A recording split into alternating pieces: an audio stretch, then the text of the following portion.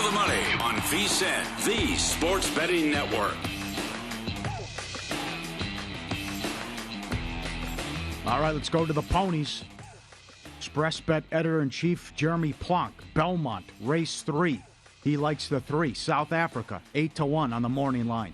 Keeneland, race 6. He likes the 1. Girl Dad at 8-1. You can bet these races and more using First Bet, the preferred horse betting app of VSiN. And First Bet wants to make sure loyal VSiN fans are ready for the Breeders' Cup by giving away $1,000 in free bets. You'll have $1,000 deposited into your account before Friday, November 5th. Just in time for the championship races at Santa Anita. 10 secondary winners will have $100 deposited. Fill out your name and email. That's it. Go to VSiN.com/horses to enter. VSiN.com/horses. Belmont race 3, Keeneland race 6. Good luck. Here we go. The 5 biggest gaffes of the previous week. The floor is yours, Maestro. Take it away in no hyperbole. All right, let's start with number 5, Hero Ball and Little Boys. Let's go to Pittsburgh Sunday night. Seahawks taking on the Steelers. They got demolished in the first half, but you got to give them credit. A motley crew led by Geno Smith and Bozo the Carroll rallied the troops in the second half, trailing 20-17 with the final drive. They had 18 seconds to go from the Pittsburgh 35, no timeouts left. Geno Smith hits DK Metcalf on the left sideline. All he has to do is step out of bounds with 12 seconds left. But no, he tries to go, steps back inbounds, tries to go through 3 defenders, and fumbles the ball. Luckily, Seattle recovers Freddie Swain. They sprint the ball to the left hash mark. That was the great thing he did, really. Line up and spike the ball with 2 seconds left. Now the referees come out, whistle blows. They said the play is under review. I'm still not sure what they're reviewing there. He didn't come close to stepping out of bounds. He took 3 steps. Whatever. They review it. The catch is good. Now there's 3 seconds on the clock. They wind it. They spike it. Here's what I didn't understand. Let's step aside from the Metcalf part of this. Why was Mike Tomlin going apoplectic on that play? If they don't review it, they still spiked it with 2 seconds left. Yep. They gained no advantage from that. No matter what happened that the officials did, they were going to kick a field goal to tie the game, which they did. But what is DK Metcalf doing? Worse than that, Shannon Sharp calls him out on Twitter, right? Yeah. He says, stop playing hero ball. Get out of bounds and kick the field goal. He says, be quiet, little boy. Starts calling him a washed-up has-been.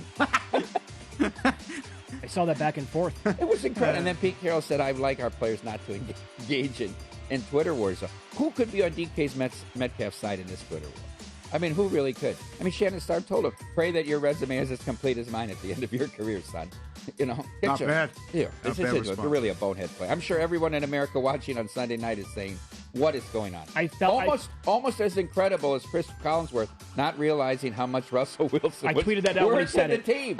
I said, what? I replayed it. Mitch, I went back. I moved the TV back to hear it again. As soon as he said it, I text him. I'm like, did you catch that? My wife was listening at home, and she goes, what did he just say?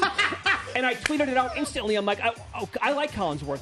How do those words come out of your mouth? He's okay, but he's a little bit too much like everybody's the greatest, too. What was the exact quote? I did not realize, this is at halftime, coming back for the second half. I didn't realize until tonight how important Russell Wilson was to the Seattle offense. You can't even put enough in the line, the difference, right? You can't even put enough in the line. A big gulp, huh? Crazy. All right, number 4, bring to a low Zimmer. I like Mike Zimmer, but this guy...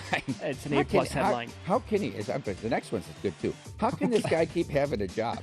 I mean, he plays so much not to lose every week. He gets the ball at the 35-yard line, and then they stop. And then they're just going to run the ball and try to kick 50-yard field goal with Greg Joseph, who's now missed 3 game-winning kicks. He missed the kick in Arizona. Yep. He missed the kick with 7 minutes left that would have put him up 11. He missed the kick at the short, end of too. the game. How are you short? How are you short? From 49. I can't understand this. But here, they have 2.5 minutes to go. Carolina has 1 time. They're at the 33-yard line, okay? A field goal wins them the game. Dalvin Cook is his north-south runner. Why would you pitch it? Why would you run a sweep with him? Then he loses 3 yards, immediately concedes their punting, rushes the punt team out. They punt. And then they have Darnold 4th and 10 from the 4-yard line. They go down the field. Yeah. They go down there. They didn't even use a timeout. They went down the field in like a minute. They went 98 yards. It was ridiculous. But Zimmer, there's no killer instinct. If you had Minnesota and I had Minnesota, you know what I did? I did a 5-team money line parlay early in those games. I didn't touch the Chiefs, and I didn't touch the Bengals. If I had Minnesota to win this parlay, I'm just sick. Sure. I'm so sick. Yeah, And he's 12 like, completions going into the final drive. They dominated this game. They totally dominated. This team could be a playoff team, too. They look bad at times, but they're very talented. Oh, for sure they are, yes. I never trusted Cousins. But Yeah. this team could be. Okay, how about number 3? The number one man of the fans from Tennessee. Little Dave Loggins reference there. What a despicable scene in Knoxville at Neyland Stadium on Saturday night. Look, they're going about, they're mad about the play in the first quarter. It was 2 hours earlier. Corral gave himself up. I mean, he wasn't forward progress. They got together and said forward progress was stop. It wasn't a strip 6. Well, he gave himself up. I mean, I get the call. I don't know, the fourth down call with 50-some seconds left. It looked like he made it in real time. It was short. They marked it short. The replay confirmed it. The SEC office. And now, 20 minutes of them pelting the field with garbage. What does this accomplish? 18 arrested, and the SEC fined Tennessee $250,000. All right? And all of the outrage of the Tennessee fans, it should be more than a footnote that on the final play of the game, down by 5, your quarterback ran out of bounds with no time on. Joe Milton ran. Look, the play was from the 20, right? But once he crosses, how can he go to the sideline? He's got to get to the end zone. He ran out of bounds with no time left, down by 5. Take your outrage there. Okay, number 2. Oh, no, Coach O. What a strange game that was at Death Valley on an early time start on Saturday between Florida and LSU. LSU dominating the game. Florida completes a Hail Mary on the last play of the half. Very strange. It looked like the LSU defenders were defending each other. The one guy was at his back totally to the play, guarding another DB. I don't know what happened here.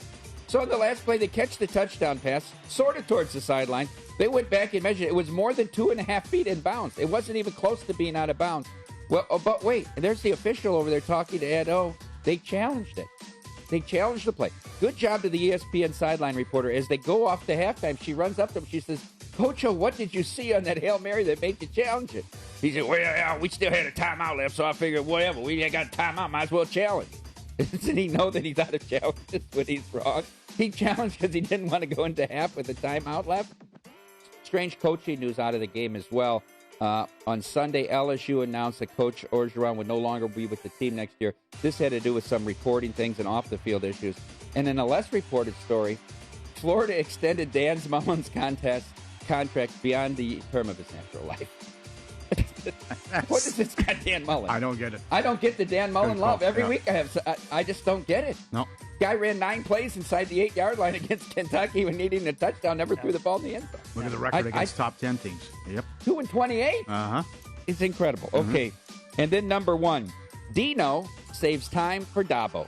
This immediately hit my radar on Friday night as I was betting unders against Kenny White's 5th best team, Clemson, in the Carrier Dome. This went to number 1 in No Hyperbole on Friday night when it happened, and I couldn't find anything to knock it off. I tell you, it's 17-14. Clemson's driving with under a minute to go. They're trailing by 3. They have, with 54 seconds left, they call their second timeout. They run a play, and they get down to the 31-yard line, leaving 3rd and 2, okay? They run a play, and they get stopped short. Timeout is called with 43 seconds left, right? Clemson had 1 timeout left, and so did Syracuse. I said, well, Dabo's got to be calling timeout so he has time after the field goal attempt, if it's good, to try to come down and kick a field goal to win. Oh, no. The light blinks off on the Syracuse side of time. Dino Babers called timeout. I texted several of my friends. They said, he's got to be going for it. Why would he call timeout unless he's going to go for it, although he has a Gross Award-winning kicker? No, he called timeout to kick the field goal. So if he kicked the field goal, Dabo would have time to win. This is inexcusable. How could you make this decision if you were going to kick a field goal? Give the other team 40 seconds? 40 seconds in a timeout? Mm-hmm. That's not inconceivable to happen. And in a fitting ending, the Gross Award winner Smite missed it far left, and Syracuse and Clemson hung on for the win. When's the last time Clemson was a dog other than playing Alabama? I don't know, but it's a good question. I saw in ACC play a 3-point dog or more goes back to 2014. Was that against Jameis? Maybe that was against. It must have been against Florida State at that time. That makes some but sense. But deservedly so. Pitt is good. I don't know how they lost to Western Michigan, but Pickett. You're right. Pickett right. Pickett is darn good. All right, there's your top 5. Yeah, very good. Good writing. You know, like these coaches, I swear to God, I mean, it's just all I'm asking for is a little consistency. I look at Mike McCarthy, who now is favored at one spot to win the Coach of the Year. Mike McCarthy, I told us so you almost drove off the road when you saw he was the favorite. Oh, God. But the other places, Staley's like plus 450, a clear choice. McCarthy did the same thing calling the timeout, but it wasn't with 40-some seconds left. Right. Yeah. The bigger gaffe, if anything was going to make the no hyperbole from that game, is 3rd and 25. I mean, how do you give up 3rd and 25 like that? That's fair. Yeah, but also he goes for it on 4th down in the first drive, doesn't get it, and then he tries a 51-yard field goal on 4th and 1 later in the game.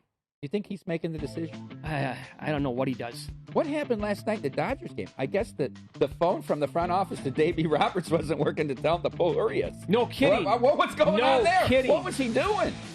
Let's follow the money here on VSiN, the Sports Betting Network. Up next, in-pocket plays, and we got a message here. Why you can't play New England in Survivor this week. Might make some sense. I'll tell you why coming up next.